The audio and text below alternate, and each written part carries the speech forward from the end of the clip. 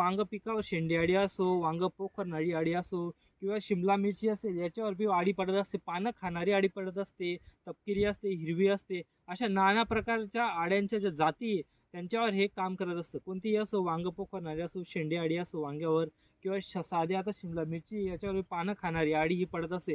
वातावरण खराब असल्यामुळे या अळ्यांचा प्रकोप होत असतं. शेतकरी मित्रांनो, अनेक शेतकरी कपाशीवर बोंडअळी साठी सुद्धा याचा लेबल कमी आणि बोंडअळीसाठीही वापरत असतात. तर शेतकरी मित्रांनो, डेलिगेटचा वापरचा विचार केला तर डेलिगेट हे मुख्य अळीसाठी काम करत असतं आणि जो आपला मिरची पिकावर जो थ्रिप्स येत असतो त्यासाठीही डेलिगेट कारगर आहे. चांगल्या प्रकारे रिझल्ट हा थ्रिप्ससाठी आपल्याला मिळत असतो. तर शेतकरी मित्रांनो, तुम्ही डेलिगेटचा वापरत असाल तर याचं योग्य प्रमाण ही वापरणं आपल्याला गरजेचं असतं. आणि शेतकरी मित्रांनो, मार्केटमध्ये आता डेलिगेटची नवीन पॅकिंग आलेली आहे. अशा पद्धतीने डेलिगेटची आपल्याला पॅकिंग आलेली आहे.